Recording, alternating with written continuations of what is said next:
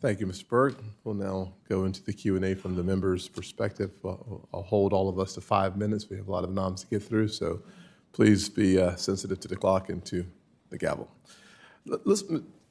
Dr. Miran, let me start with you. We had a conversation. My first, second, I think third question had to do with the independence of the Fed. I think the Federal Reserve needs to remain quite and completely clear in its independence. Certainly, as I said on the call, you share President Trump's vision for what it takes to move our economy forward. But I want to make sure that the answers that you gave when we were talking are still the answers that you have now as it relates to your role as a governor of the Fed and not as a chairman of the CAE. Thank you, Senator. I couldn't be, and thank you for the opportunity to discuss these with you on these issues with you on the phone prior to the hearing. I couldn't be more in agreement that independence of the central bank is of paramount importance for the economy, for financial markets, for the long-run stewardship of the country. All of those are completely, I'm in complete accord with. Look, the president nominated me because I have policy views that I suppose that he liked. If I'm confirmed to this role, I will act independently, as the Federal Reserve always does, based on my own personal analysis of economic data, my own personal analysis of the effects of economic policies upon the economy, and act based on my judgment of the best economic policy possible. That said, I'm always happy to hear views from every source possible. It's important to me to hear a variety of views to make sure that I really do think that the things that I think, to challenge my own views and interrogate them, and hearing a variety of views on that matter is always helpful. I'll tell you, Dr. Miran, one of the things I like about you is that you're clear, you're consistent, and you've been honest. And you have been clear with me and consistent with me and honest with me, and I appreciate that a lot. I do think I want to reinforce the importance of the Fed's independence because it is something that I actually believe is paramount for our country and for our economy. That said, the current concept of the Fed has led me, especially under Michael Barr's supervision when he was the vice chair of supervision, I had real challenges with Basel III. I could not figure out why every time I heard Jay Powell talk, he said that the amount of reserves we had was about right, but it kept going up every year. And so my question to you really is about the Basel III and the supplementary leverage ratio reform and the immediate priorities that you would take on at the Fed.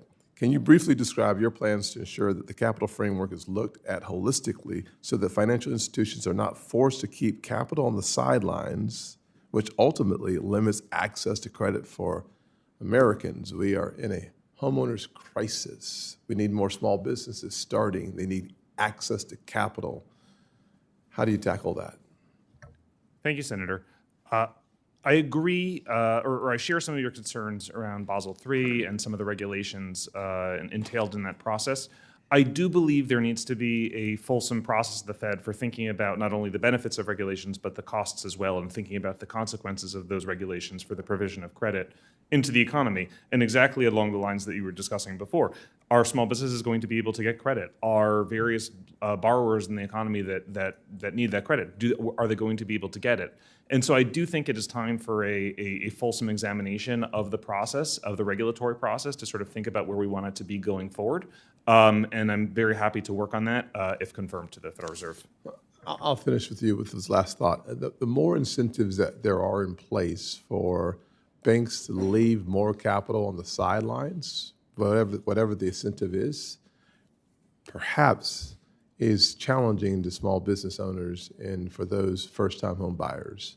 I'll leave it there. Mr. Hobbs, your work on opportunity zones is something I celebrate. Obviously, it's something that I have a great respect for, is your work ethic. Walk me through the lessons that you learned working on opportunity zones and what that means for our economy and, frankly, for providing more apartments, more housing, and frankly, diversity in the housing space is incredibly important. As we're seeing for the first time in I think 4 decades, the first-time home buyers' average age is 38. You have about 40 seconds to finish up. Thank you, Senator, and it's a pleasure to be here. Great to see you. Very quickly, I worked on the implementing regulations for the tax incentive, and I also worked as part of the White House Opportunity and Revitalization Council. There, we targeted, streamlined, and coordinated over 150 different federal programs to opportunity zones, which drove both public and private investment in some of these distressed neighborhoods. It's vitally important. My hometown has an opportunity zone, and I know it's lifted at least 1 million people out of poverty. Thank you with 6 seconds to spare. Appreciate that. Ranking Member